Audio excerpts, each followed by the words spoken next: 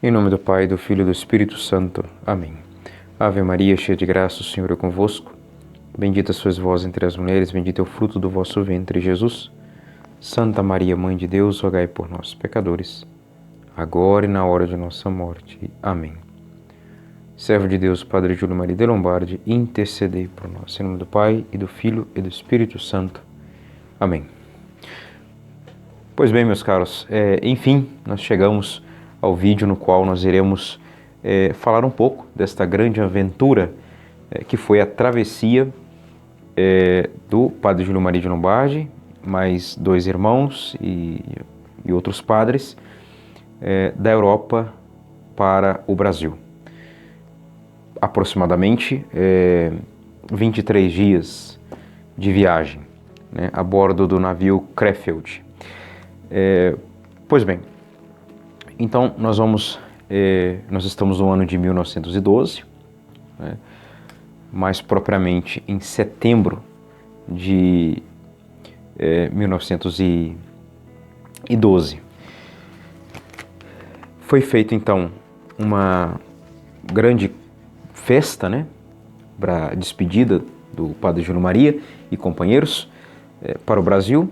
Vocês vamos aqui recordar que falávamos de toda a missão apostólica, a missão de fundador, de mestre e de grande devoto de Nossa Senhora, que foi essa vida do Padre Júlio Maria em Wacken, na Bélgica, e também na França. Então ele pregou a sua última Páscoa com todo o seu empenho na França, uma das suas últimas missões, e voltando para a sua residência no final de uma das missões, ele então recebe lá uma carta do superior da congregação, ordenando que ele fosse para o Brasil, né? Que ele pudesse se prontificar ali o quanto antes. Então, narramos aqui para vocês, lemos, né, o que o Padre Júlio Maria sentiu, né, tudo aquilo que ele desejava realizar na Europa, continuar as missões, escrever seus livros, continuar dando aula, enfim, mais um golpe da providência de Deus na vida dele, que desta vez irá encaminhá-lo para o Brasil. Então ele faz lá algumas visitas, né? Suas últimas visitas pela Europa. Ele foi então a Paris, celebrou a missa em Notre Dame, foi até Ars, ficou lá uns 4 ou 5 dias e visitou, né, Waregem, a sua terra natal, seus familiares, o túmulo de seus pais.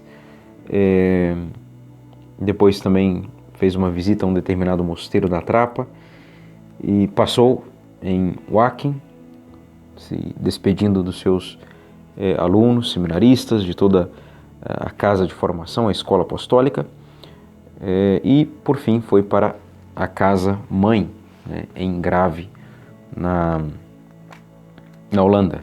E lá teve então a grande festa de despedida, propriamente no dia 22 de setembro de 1912,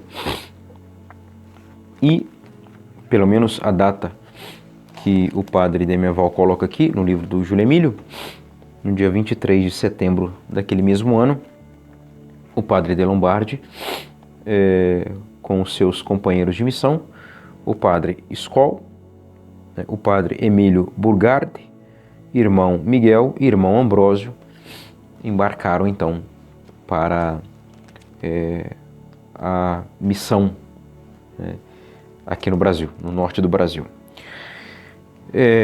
Pois bem, então, depois, né, desta cerimônia, desta festa de despedida, muita alegria e ao mesmo tempo muita angústia, muita tristeza, o Padre Júlio Maria descreve que terminaram então o ofício divino. O Padre Bulgardi fez comovente sermão, arrancando lágrimas, comovendo a muitos, aqueles que estavam ali presentes. Depois ocorreu a Santa Missa, despedidas, abraços. Então o padre superior foi o último a abraçar o padre José Carlos, foi o último a abraçar e a dar a bênção a cada um dos missionários. O padre Júlio com mais 2 irmãos e mais 2 padres. Então 5 missionários irão embarcar, né, naquela segunda leva de missionários da Sagrada Família para o Brasil. Então houve um derradeiro brado de Deus os acompanhe, e já nos encontrávamos na diligência, né, no carro para ir para o porto de Antuérpia, né? Pois bem, Deus os acompanhe, disse o superior àqueles 5 grandes missionários, corajosos, devotados ali à providência e à vontade de Deus. Embarcaram então para o Brasil. Bom, eu vou seguir, claro, principalmente a nossa biografia escrita por Dom Antônio. Nós estamos no capítulo 17, que tem como título Rumo ao Desconhecido.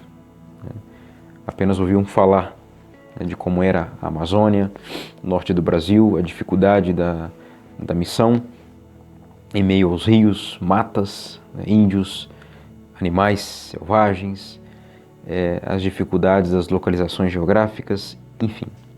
Então nós temos aí o capítulo 17.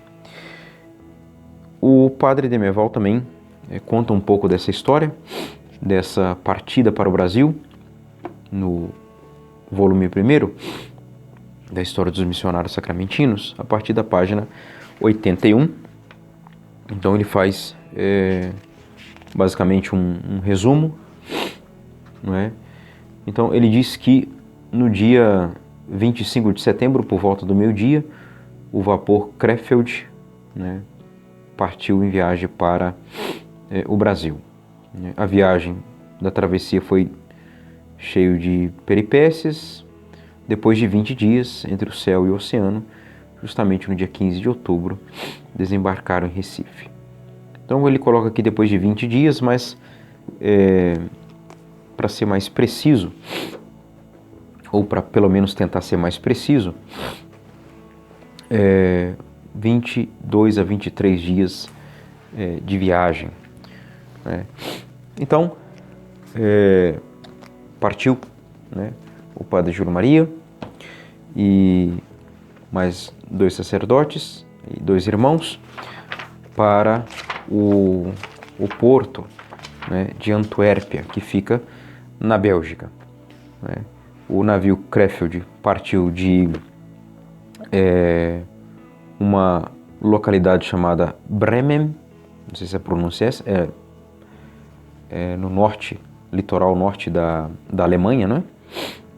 Então depois fez parada, um pit stop, no porto de Antuérpia, ali também no litoral norte da Bélgica, para enfim vir para o Brasil. Pois bem, nós temos aqui a foto, né, dos 5 missionários, na página 208. Aqui o padre o Dom Antônio, né, na página 200, ele coloca que, não raro, ao contar passos de sua vida, sobretudo aqui no diário, ele nos falou da angústia, ele, o padre Júlio, que sentia nessa viagem para o mundo inteiramente ignoto e que lhe parecia a terra da morte. Então ele conta aqui as alegrias, toda a aventura, mas também misturado com lágrimas, com angústia, porque não sabia o que esperavam ele, né? Eles no Inferno Verde, como se chamava naquela época. Pois bem, então eu gostaria de aqui falar nessa travessia, de ler alguns pontos do diário. Assim que ele, então, embarcou para o Brasil, ele dá início ao seu diário missionário. Nós temos aqui o diário. Foi acrescentado aqui o romance de um missionário no Amazonas, a tradução do Dr. Ivan Fornazier Cavalieri, que foi sacramentino, foi seminarista do Padre Júlio, mas saiu, não chegou a ordenar, mas continuou com todo o seu amor, respeito e veneração para com o fundador. Então aqui tem um acréscimo, né, nessa edição de 2018, aqui o romance, essa parte final de um missionário no Amazonas. Então essa primeira parte aqui é o diário em si. Então ele começa a escrever esse diário contando como foi, e ele conta de tudo. Ele fala quantos metros tinha, o quarto o local onde eles dormiam no navio. Ele vai contar, ele vai falar dos graus de latitude, quando vai chegando próximo a Portugal. Ele dá inúmeros detalhes, né? Detalhes geográficos, detalhes de quilometragem, várias coisas assim interessantes, né? E numa forma de poema, ou seja, ele era um poeta, né? Na forma de poeta, no sentido de dizer que o modo como ele ia contando, né, você percebe que era um grande poeta. Por exemplo, aqui quando ele começa na página 29 desta edição do diário, capítulo 1, para o Brasil, né? Nós missionários, ele mais 4. Então, vou começar então a leitura de algumas partes do diário, como eu disse. Se eu pudesse, eu leria ele todo para vocês, mas vai lá, adquira, compra. Comprem o diário, vale muito a pena. De fato extraordinário, um mundo de espiritualidade, de aventura, de poesia, enfim, a gente conhece aqui a alma de um missionário, né? O que ele de fato enfrentou, né, por amor a Deus e obediência à igreja. As primeiras palavras dele dizem respeito à providência divina. Ele que foi tão golpeado pela providência divina, ele começa o diário falando da providência divina.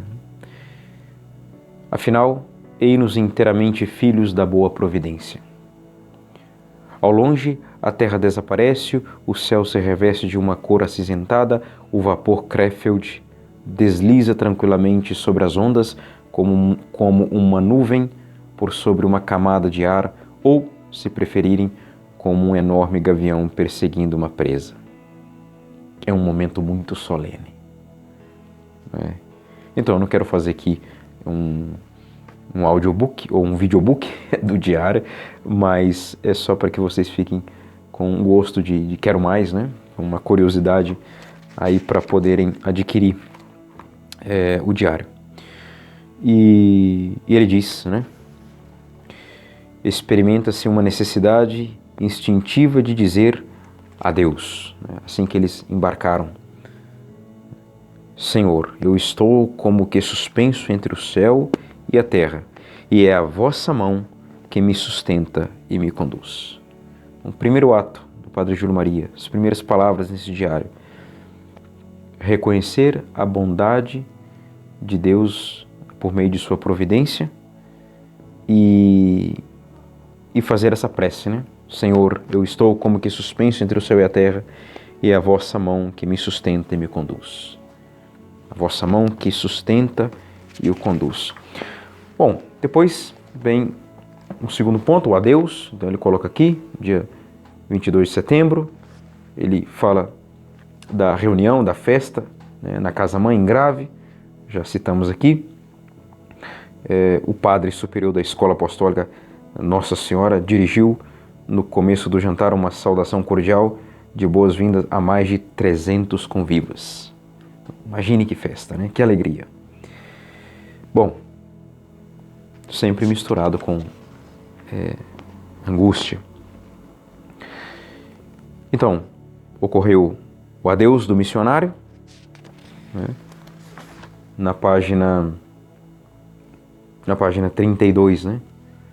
Esse drama doloroso do adeus, obra do estudante que faz o papel do ancião, coloca por um instante os missionários diante do sacrifício que eles mesmos acabam de fazer.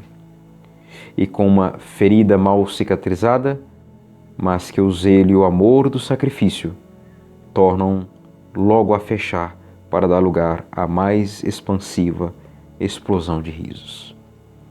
Então, são esses os sentimentos daqueles 5 missionários, 3 padres, 2 irmãos, que com toda a alegria daquela casa-mãe, de mais de 300 convidados ali presentes, tanta alegria e também incertezas, angústias, lágrimas, mas tudo isso foi ofertado como amor e como sacrifício. O martírio não é esta visão, esta visão não aterroriza, uma vez que o Salvador nos disse que a maior prova de amor que se possa dar àqueles que se amam é morrer por eles. O missionário não aspira a outra coisa a não ser a dar ao seu divino mestre esta prova suprema de amor e zelo. Mas não era isso que ele queria com a associação da maçonaria de Maria? Ser apóstolo, né, e mártir de Maria. Na página 33, morrer por Deus é viver eternamente. É trocar o país do exílio e das lágrimas pela pátria da felicidade e da visão sem véu, o céu. Compreendemos quais os sentimentos e aspirações que fazem bater esses 300 corações, reunidos unicamente para lutar, sofrer e morrer pela extensão do reino de Deus. Né? Pois bem, então, teve a missa solene no dia 23 e, enfim, subiram ao navio Crefeld, embarcaram para o Brasil. Adeus, família. Adeus, irmãos queridos. Adeus, pátria. Adeus para a vida. Talvez no céu, ao menos, nos veremos novamente para não nos separarmos mais. Vejam como é belíssimo, né? É poético, é profundo, é espiritual, é a alma de um missionário, de um apóstolo, né? De um mártir. Pois bem, então, aqui novamente, no diário também a foto dos 5 missionários, né? Na página 36.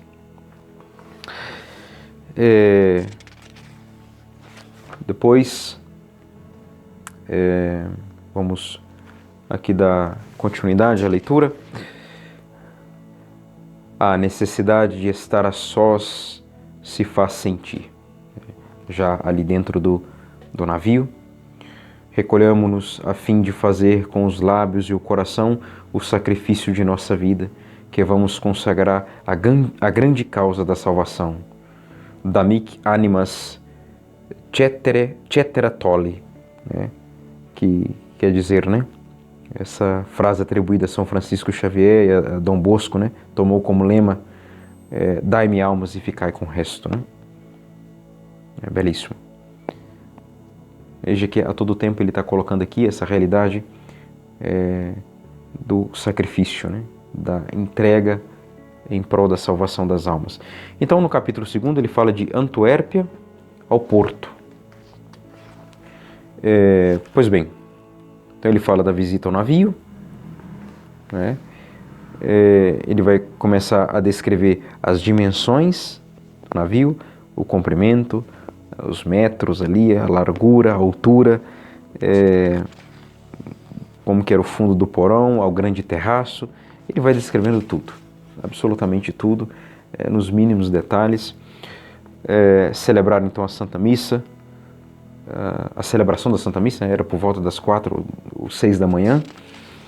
Ele diz aqui na página 43, tem o segundo ponto do segundo capítulo que ele fala do enjoo. Então aqui tem fotos do porto da época, né, de Antuérpia. Aqui o navio Crefeld.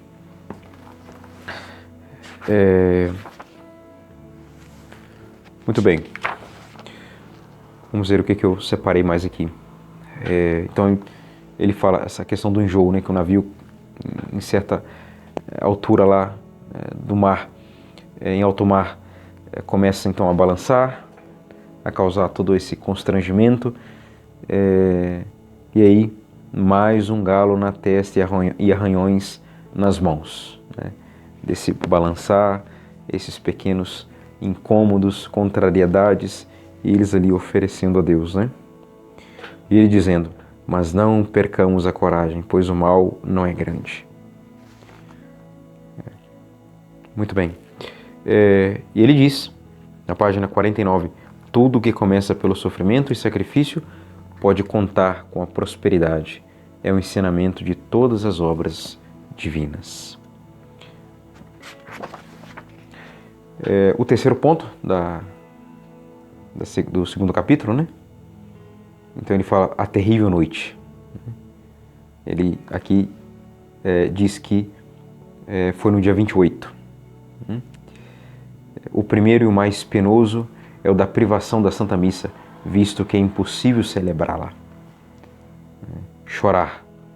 Não o fizemos, porque no meio dos perigos é preferível rezar e é, ao mesmo tempo, mais eficaz e mais cristão. Seja na vida ou seja na morte, pertencemos a Deus. Se Ele tirar nossa vida, hoje ou tirar amanhã, Ele é o Senhor. Né? Dominus est. É o Mestre que pode fazer o que bem lhe aprouver. Então, sabendo daquelas tempestades, ondas enormes e a embarcação certamente ali cercada de perigos, e eles se entregando à providência e à vontade de Deus. Seja na vida ou na morte, pertencemos a Deus. Então, vejam que na medida em que vamos lendo o diário, podemos aqui imaginar as aventuras, as angústias, as dificuldades, mas também a gente consegue ir rezando com o diário. Precisamos ter, com relação ao diário, essa percepção, essa leitura espiritual da coisa, né? Não é simplesmente um diário para relatar os acontecimentos do dia a dia, coisas... Sim, ele relata coisas, obviamente, terrenas, naturais, mas com um olhar sobrenatural. Vendo o dedo de Deus em tudo, o tempo todo. E aqui na página 55.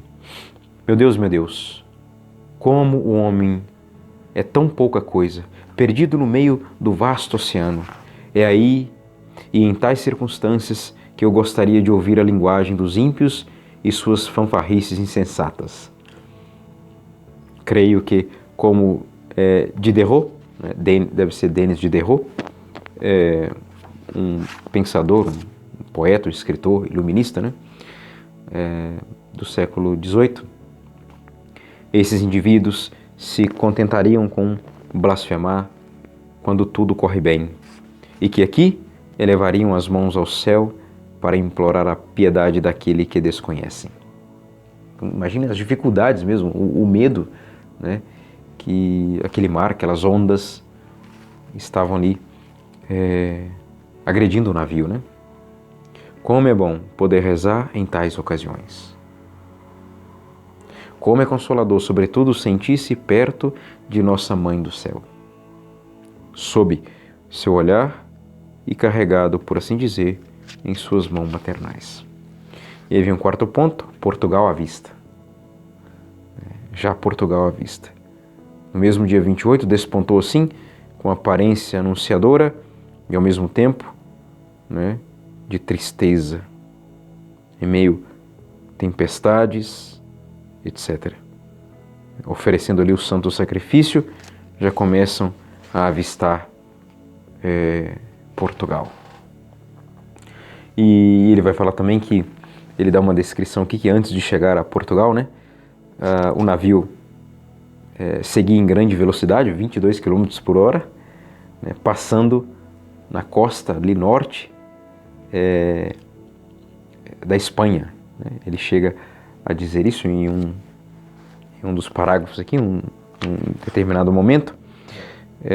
Ele fala, à esquerda Ele cita alguns lugares lá da Espanha, e de fato, quem está vindo da Bélgica, né, e se aproximando de todo o Oceano Atlântico e o norte ali todo da Europa, a Espanha, França, Espanha, Portugal, de fato, para quem está vindo para o Brasil, à esquerda, o norte da Espanha. O quinto ponto, Porto e os portugueses. Aí sim, ele já se encontra em terras portuguesas. No dia 29, aqui ele coloca como o domingo. Pobre povo português, outrora tão religioso, tão afeiçoado às suas crenças, hoje vítima de todos os erros e vicissitudes políticas. De fato, nós estamos aqui em 1912, se eu não estou enganado, em 1911, houve o golpe de Estado, político, né? Começou-se a banir a religião e os objetos sagrados das instituições, né, escola e outras repartições públicas. O Estado, né, português se declara praticamente ateu e maçônico, e poucos anos depois Nossa Senhora de fato irá aparecer justamente na terra de Portugal, né, em Fátima, 6 anos depois, né, em 1917. Pois bem, então ele está descrevendo essa situação, né, de um governo já ateu, maçônico, enfim. Possa Deus ter piedade desse povo, e teve, né, com Nossa Senhora, que também, como a pobre França, agoniza sob a tirania de alguns ambiciosos, e em recompensa da fé de seus antepassados, possa devolver-lhe seus religiosos e religiosas, suas igrejas e suas santas cerimônias. Então aqui ele já está descrevendo mais a cidade do Porto, né? Capítulo 3, do Porto à Madeira, né? A Ilha da Madeira. Então, tem uma determinada parte que ele vai contando as horas, vai falando os dias, né? Terça-feira, 1º de outubro, todas as dificuldades que ele foi encontrando, do Porto à Ilha da Madeira. É interessante que uma parte onde ele fala de todas as quilometragens, né? De Lisboa a Porto, ou de Porto a Lisboa,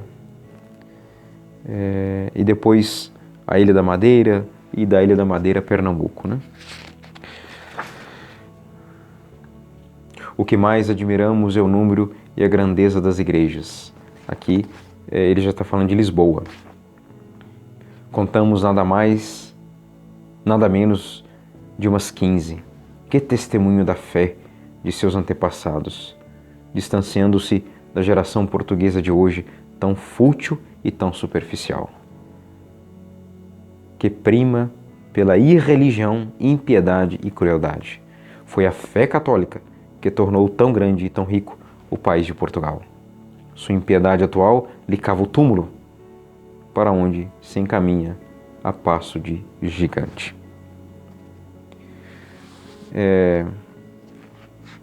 Depois, terceiro ponto dessa parte onde nós estamos aqui, que é o capítulo 3, em pleno mar, novamente, né? Partindo de Lisboa. Eu não sei se eu vou encontrar a parte onde ele fala, né, das quilometragens, é muito interessante. É principalmente junto de Maria que encontramos consolação e que passamos as horas, à tardinha, protegidos pelo parapeito do navio, com um olhar fixo na imensidão que nos envolve, é da Virgem tão boa que falamos ordinariamente. Esses momentos são como que consagrados a isso, e ninguém ousaria desviar a conversação. É que Maria não é apenas a estrela do mar, Maris Stella.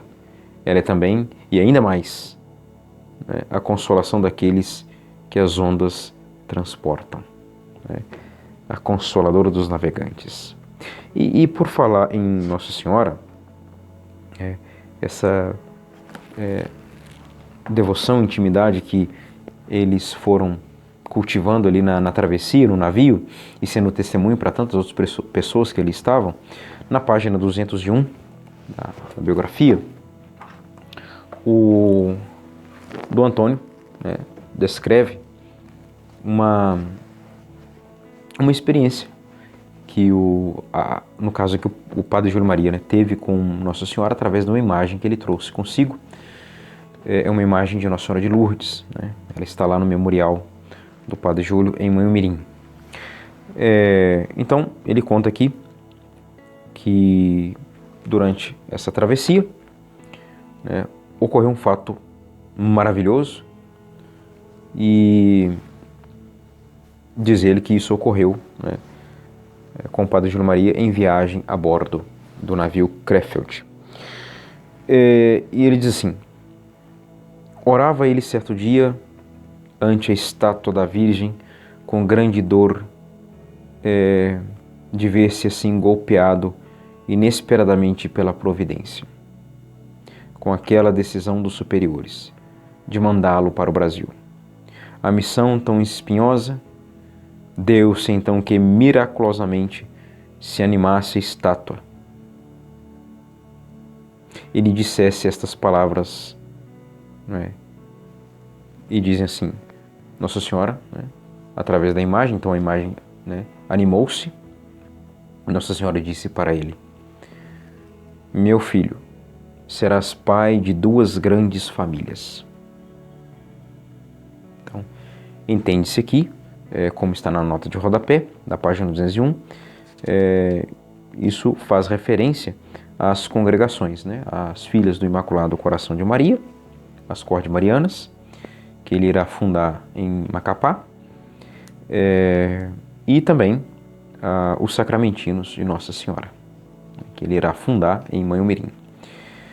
É o que supomos, né, diz o próprio Dom Antônio aqui na nota de rodapé. Bom, voltando então ao nosso diário, no 4º ponto ele fala da Ilha da Madeira, que por volta das 11 da noite ancoramos em frente da Madeira. No dia seguinte, dia 5, após a Santa Missa, subimos à ponte para admirar a paisagem. A Ilha da Madeira não falta beleza. Olha só que interessante, né? Que riqueza de detalhes. Ele coloca: a Madeira está situada a 700 quilômetros da África e a 33 graus de latitude. É extraordinário mesmo, né? A capacidade que ele tinha de observar esses detalhes.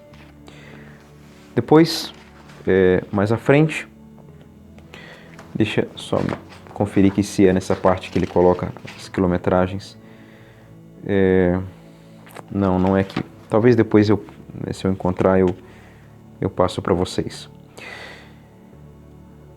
Então, agora no capítulo 4, né, da Ilha da Madeira a Pernambuco. Pode ser que seja aqui nessa parte, onde ele fala dessas quilometragens que eu queria tanto aqui mencionar para vocês.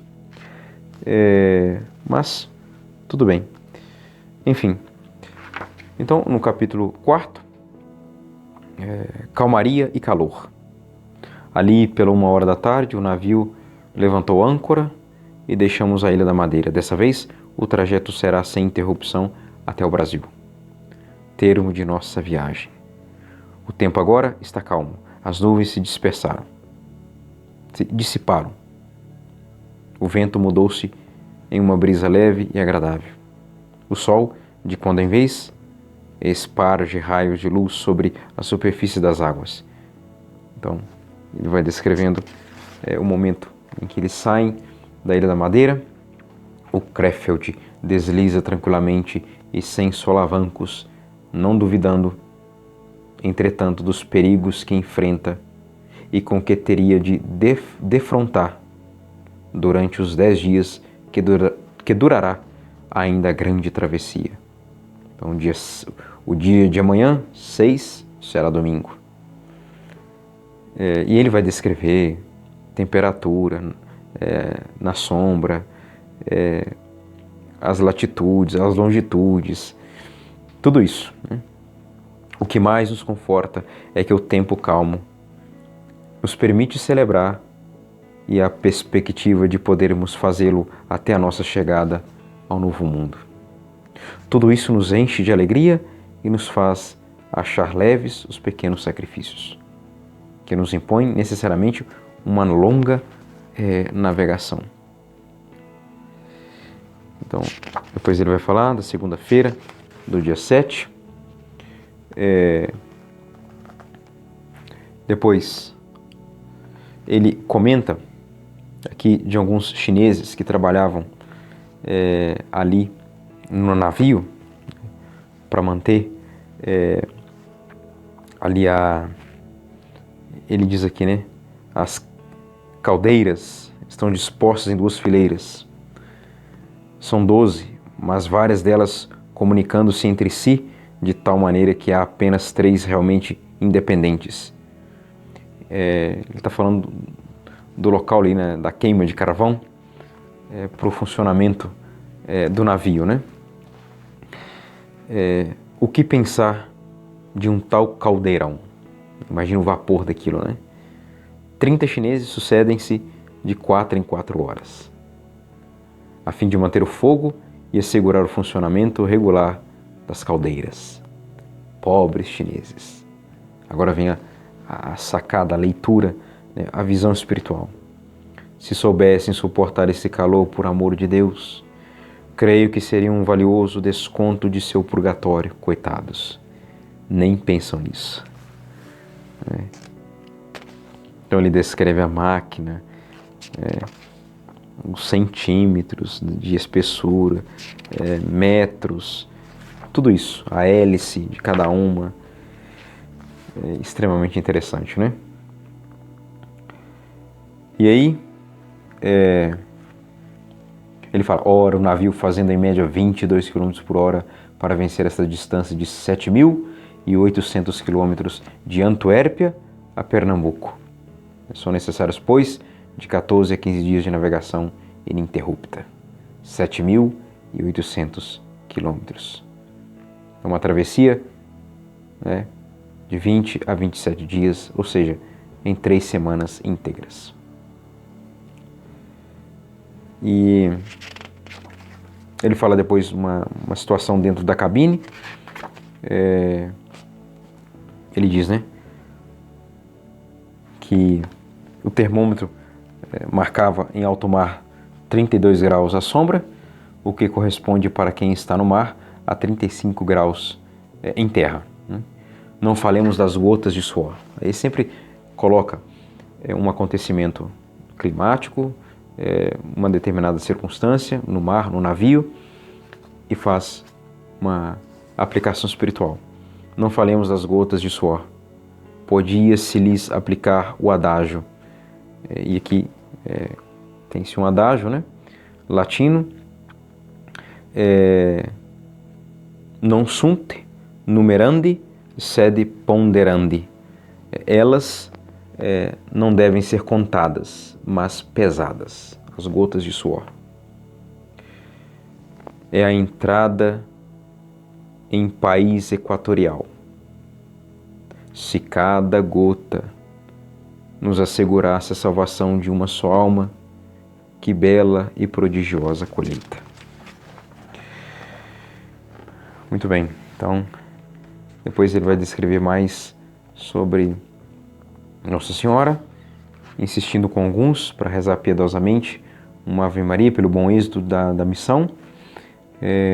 Sim, aqui é a quilometragem que eu queria, né, de um determinado lugar para outro, está na página 87, né, de Antuérpia ao Porto, Antuérpia lá na Bélgica, ao Porto, em Portugal, 862 milhas marítimas, ou 1.597 quilômetros. Do Porto a Lisboa, 315 quilômetros. De Lisboa à Ilha da Madeira, 965 quilômetros. Da Madeira a Pernambuco, 4.921 quilômetros. né? Somando tudo isso, ele disse aqui na página 84, 7.800 quilômetros de aventura, de alegria, de evangelização, de oração, de sacrifício e de angústia, de medo, né, para vir evangelizar o Brasil. Para Deus, nunca é demais aquilo que se pode fazer. Então,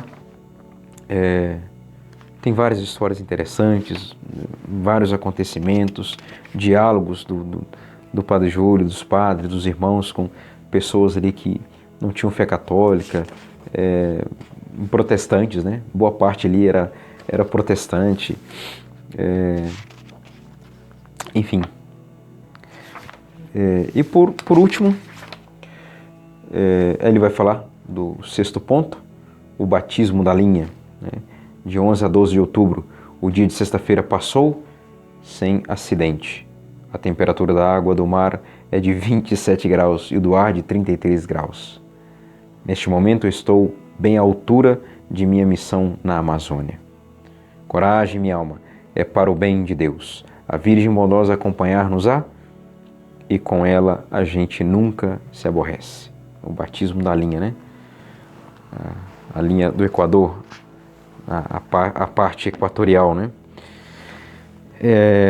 Muito bem. Então, ele vai descrevendo essa aproximação com a ilha, que ele chama a ilha de Fernando, é Fernando de Noronha.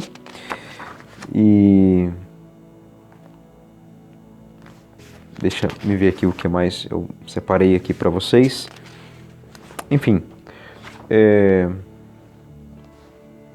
por último aqui, antes de chegar propriamente em Pernambuco, ele já vai ser o tema do nosso próximo vídeo, tem aqui, né? À noite, por volta das 8 horas, contornamos as ilhas de Fernando, cujas terras avistamos. Fernando de Noronha, que atualmente pertence ao estado justamente de Pernambuco. Admirável invenção do espírito humano, aquele descrevendo algumas observações que ele foi tendo, né? Aqui ele fala do telégrafo sem fio, né? Vai descrevendo, mostrando nessa aproximação com as ilhas de Fernando de Noronha. Então ele vai descrever esse sistema de telégrafo. Ele diz: admirável invenção do espírito humano que mostra sua superioridade sobre os seres criados. Por que não compreendemos melhor a nossa grandeza? Veja, meus queridos irmãos e irmãs, a capacidade dele em tudo, em qualquer coisa, em observar qualquer realidade, objeto, qualquer acontecimento, ele sempre vai lá e depois faz uma leitura espiritual, moral, uma aplicação na vida espiritual.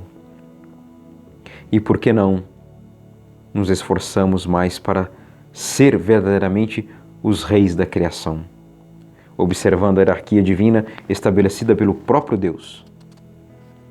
Tudo é vosso, diz São Paulo, mas vós sois de Cristo e Cristo é de Deus. 1 Coríntios 3, 22 e 23. E o ponto número 9 deste capítulo 4, se não me falha a memória, isso, do capítulo 4, é a chegada em Pernambuco. Depois de passar ali por Fernando de Noronha, as ilhas de Fernando, ele então, a embarcação, o navio Crefeld, irá,